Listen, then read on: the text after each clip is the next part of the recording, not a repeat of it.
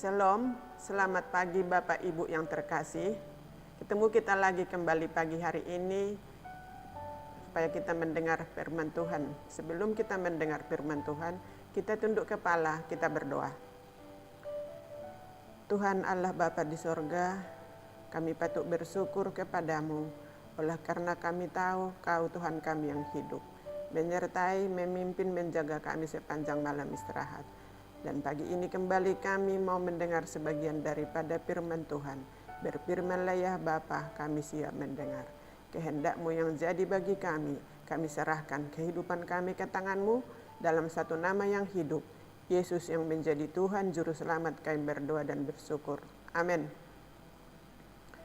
Bapak Ibu yang terkasih, judul renungan kita pada pagi hari ini yaitu perang dan malapetaka.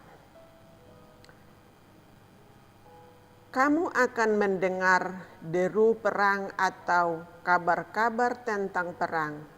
Namun berawas-awaslah, jangan kamu gelisah, sebab semuanya itu harus terjadi, tetapi itu belum kesudahannya, sebab bangsa akan bangkit melawan bangsa, dan kerajaan melawan kerajaan. Akan ada kelaparan dan gempa bumi di berbagai tempat yang terdapat dalam Matius 24 ayat 6 sampai yang ke-7. Ayat inti di atas menunjukkan bahwa sebelum Kristus datang kembali ke dunia ini untuk kedua kalinya, akan terjadi banyak peperangan dan berita perang.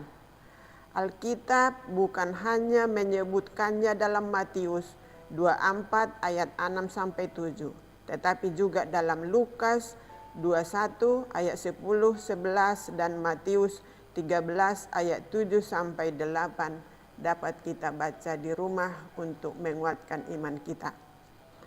Apabila masa akhir itu makin dekat dan konflik antara yang jahat melawan pasukan ilahi makin dahsyat, malapetaka ini pun akan timbul lebih sering dan semakin kejam. Semuanya menggenapi nubuatan yang belum pernah digenapi sampai masa kini. Marilah kita lihat beberapa di antaranya, yang dimana yang pertama, peperangan. Sekalipun peperangan telah mengenangi sejarah manusia, perang yang berlangsung akan lebih apa yang pernah terjadi sebelumnya. Perang Dunia Pertama dan Perang Dunia Kedua telah mengakibatkan kerusakan dan penderitaan yang lebih besar daripada yang sebelumnya sekalipun digabungkan. Banyak orang yang melihat kemungkinan adanya perang lain yang melibatkan seluruh dunia. Perang Dunia Kedua bukanlah perang yang menghancurkan sama sekali. Sejak perang itu berakhir, tidak kurang dari 140 konflik bersenjata dengan menggunakan senjata konvensional yang menewaskan lebih kurang 10 juta orang. Kita belajari lagi yang nomor 2, yaitu bencana alam. Bencana alam tampaknya bertambah secara pesat dalam tahun-tahun belakangan ini. Belum lama berselang, bencana alam datang silih berganti yang mengakibatkan orang berhenti.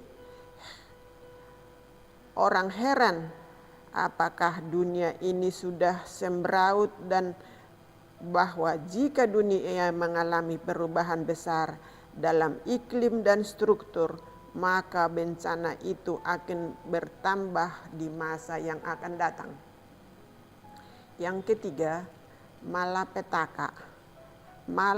Bukan malapetaka tapi bala kelaparan. Bala kelaparan telah sering terjadi pada masa lampau, tetapi skalanya tak sebanding dengan apa yang terjadi dalam abad ini. Sebelumnya tidak ada bala kelaparan melanda dunia sehingga berjuta-juta manusia menderita kelaparan atau kekurangan makanan. Prospek masa depan tidaklah secara peristiwa penderitaan kelaparan seperti ini merupakan pertanda jelas bahwa Kristus akan datang segera.